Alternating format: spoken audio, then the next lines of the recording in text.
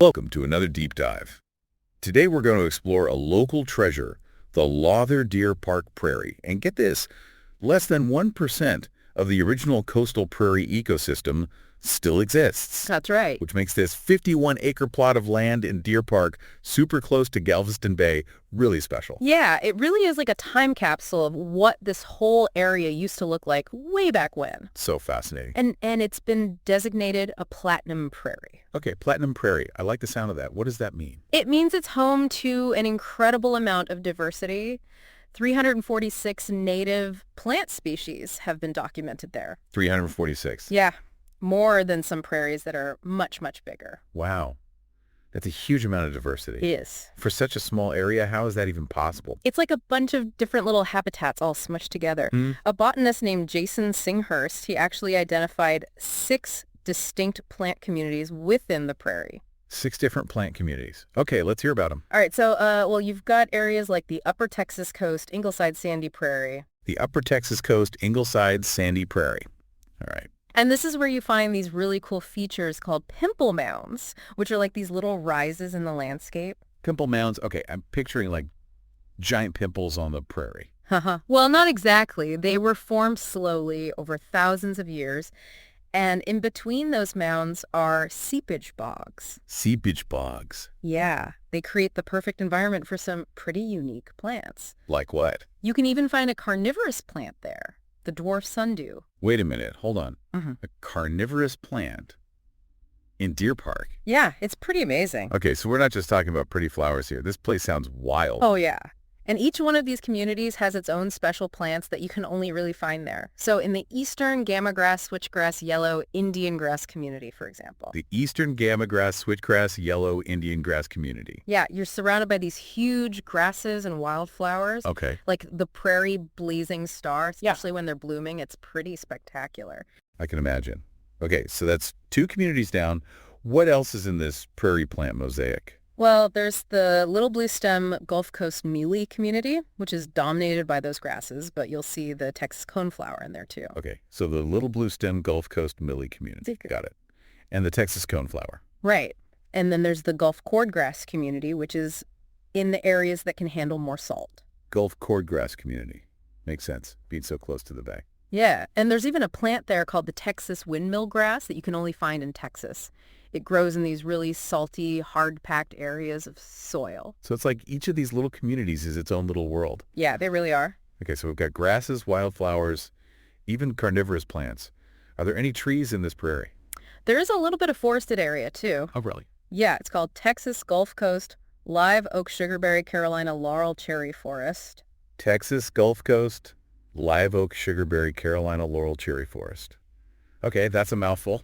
Yeah, it is. And then, of course, there are what are called depressional pond types, basically little pockets of water that create a whole other kind of habitat for aquatic plants. Wow. So we've got forests, we've got ponds, we've got all these different plant communities. It really is incredible how much diversity is packed into 51 acres. It is. It really is. But okay, let's get down to brass tacks here. Mm-hmm. Why is it so important that we protect this little piece of prairie? Well, like we talked about at the beginning, we've lost so much of this type of habitat. Less than 1% remains. Right. Which makes the Lawther Deer Park Prairie a really endangered ecosystem. Okay, so it's rare. And it's not just about the plants. It's about all the life that they support. Right, the whole ecosystem. Exactly. All the pollinators, the birds, all the other wildlife that depend on this habitat to survive. Some of them are even rare species, like the snowy orchid and the purple pleat. So it's like a refuge for all kinds of creatures. But what about the people living in the area? How does this prairie benefit them? That's a good question. I mean, if you live in an area that floods a lot, you know how important it is to have natural ways to manage that water. Right. And prairie plants are amazing at that. Those deep roots act like sponges. They soak up rainwater and filter it, which helps protect communities from flooding. So it's like a natural flood control system. Exactly. That's pretty amazing. And that benefits everybody. It does. It's not just about preventing floods, though. This place is also a living laboratory right in our backyard. It is. And speaking of learning, you can't forget about the Deer Park Prairie Education Program. They do some amazing work out there, Oh, yeah. They're doing really great things to connect people to the prairie, especially like young people, right? especially young people, yeah. They have these student prairie programs where they bring classrooms out to the prairie. They do these really engaging hands-on That's activities. so cool. Yeah, the kids get to use tools like a prairie learning trunk. It's filled with all kinds of specimens and stuff. A prairie learning trunk. I love it. And they even have this Enviroscape model that they use to show how the prairie helps to filter Oh, water. that's a good one.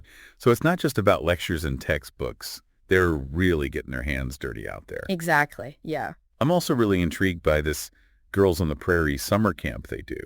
What is that all about? Oh, it's a fantastic program. It's specifically designed to get minority girls more interested in STEM fields. Oh, wow, that's great. It's all about hands-on prairie experiences and learning about science and stuff. And they even have a career day where women in science come and share their stories, which is so inspiring. That's awesome. I love that they're doing that. Yeah.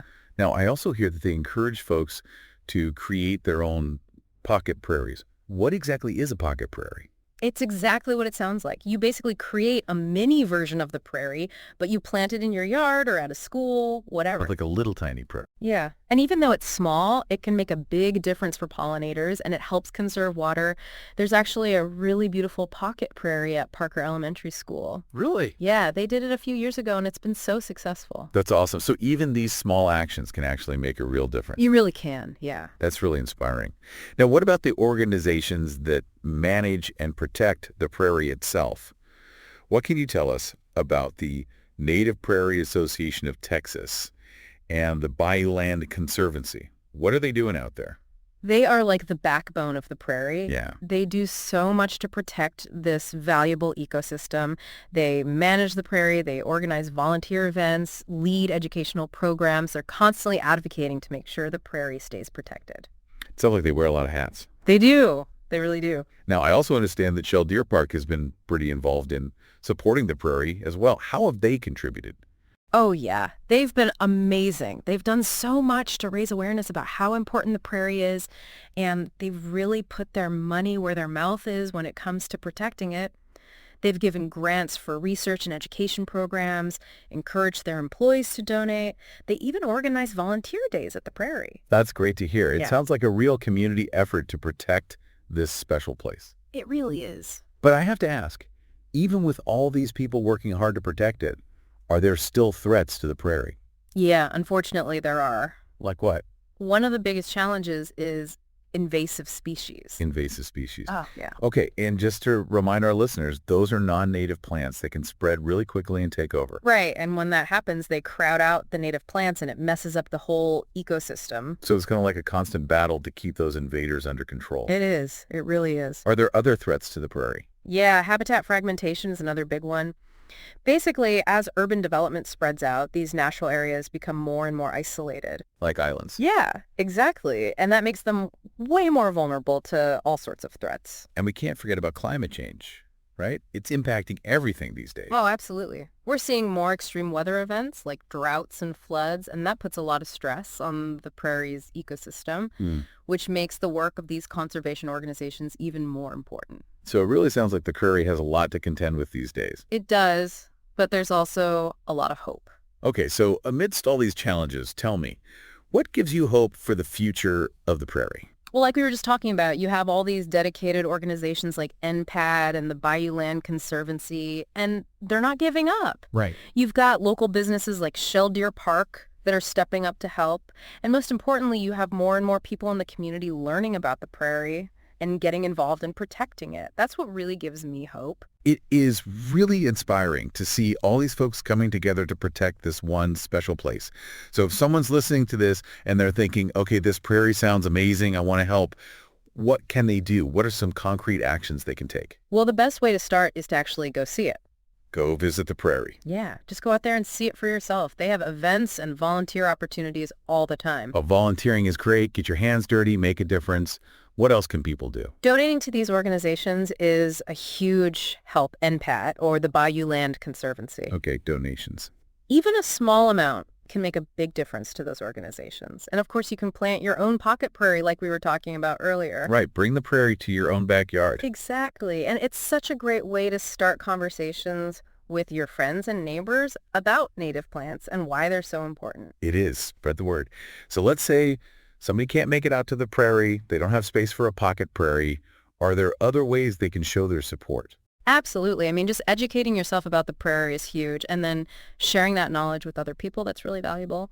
You can also support businesses that are really committed to being good stewards of the environment. We were just talking about Deer Park. They're a great example. That's a great point. Supporting businesses that are doing the right thing.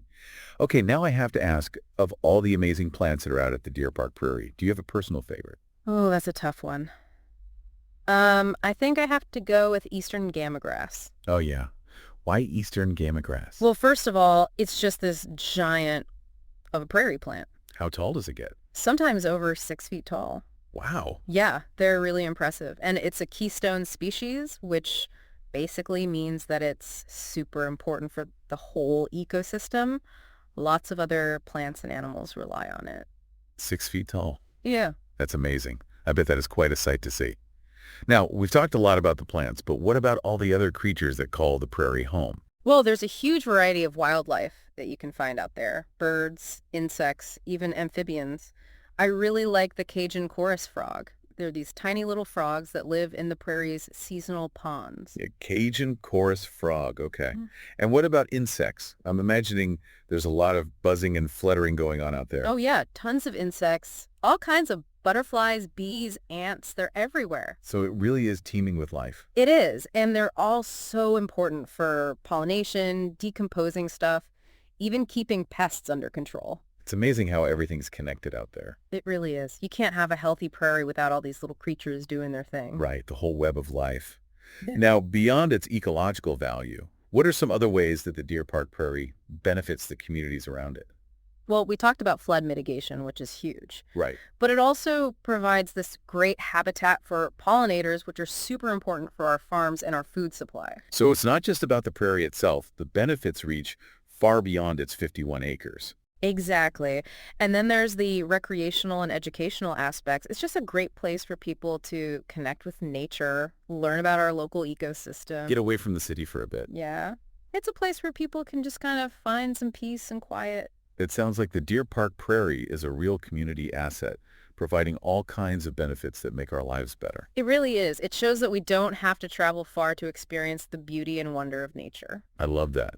Now, it's important to remember that we've been focusing on the Deer Park Prairie today, but this is just one small part of a much bigger story. It is, yeah. The Deer Park Prairie is like a tiny window into this whole coastal prairie ecosystem that used to stretch across huge parts of Texas and Louisiana. Right, but like we said earlier, less than 1% of that original prairie is left. I know, it's hard to believe. It really makes you think about what we've lost. But, okay, let's say you're a person who doesn't really think about prairies that much. Why should you care about saving the ones we have left? Well, prairies are actually really important for a lot of reasons. I mean, they're beautiful, obviously, but they also play a huge role in capturing carbon from the atmosphere, which helps fight climate change. Oh, wow. I didn't realize that. Yeah, and like we talked about earlier, they're super important for filtering water and preventing floods, which has a direct impact on people's lives. Right, that makes sense. So protecting prairies is about so much more than just saving a few plants and animals. It is, yeah. It's about making sure our planet is healthy for the future. Absolutely. And it sounds like it's not just about protecting the land that's already there. We also need to be restoring prairies that have been damaged, right? Right, and connecting those fragmented habitats we talked about, making sure those prairie islands aren't so isolated. Yeah, I can see how that would be important. It sounds like a huge job, though. It is. But what can regular people do to help? Besides planting those pocket prairies, of course. Well, even small things can make a difference. Like when you're choosing plants for your garden, try to pick native species. Native plants, okay. And just to remind everyone, those are plants that naturally grow in this area. Right. They're already adapted to our climate and soil, so they don't need as much water or fertilizer, which is good for the environment. Makes sense. Plus, they provide food and shelter for native wildlife, so it's kind of a win-win. So you're helping the planet, and you get a beautiful garden. I like it. What else can people do? You know, even just reducing the size of your lawn a little bit can help. Lawns actually use a ton of water and chemicals, so if you can replace some of that grass with native plants, it really makes a difference. Okay, so shrink your lawn, plant some natives. Exactly. And of course, supporting those conservation organizations is always a good idea, right? NPS, Bayou Land Conservancy? Oh, absolutely. Those folks are out there every day working to protect these prairies, and they need our support. You can donate to them, volunteer your time, or just tell other people about their work. Every little bit helps. All right, spread the word. It all comes back to that idea of thinking and acting locally, right? We might not be able to fix every problem in the world, but we can make a difference in our own communities. I completely agree. And the Deer Park Prairie is the perfect example. It shows that even small actions at the local level can have a ripple effect. That's a great point. By protecting this little piece of prairie, we're actually contributing to a much bigger effort to conserve these amazing ecosystems. Exactly. Well, I have to say, this deep dive has been a real eye-opener for me. I had no idea how much there was to learn about what's right here in our own backyard. It's been great talking with you about it. Hopefully our listeners are feeling inspired to learn more about the Deer Park Prairie and all the other cool natural areas they can explore in their communities. I hope so too. And for our listeners in Deer Park, LaPorte, and Pasadena, don't forget you can find more information about the Deer Park Prairie, including upcoming events and volunteer opportunities in our show notes. And if you liked this deep dive and you find value in our show, please think about supporting us at thinkandactlocally.com/donate. That link is in the show notes as well. Any support you can give really helps us keep bringing you this kind of information, stuff that can really make a difference in our community. Thanks for listening, everyone. Yeah, thanks for being here.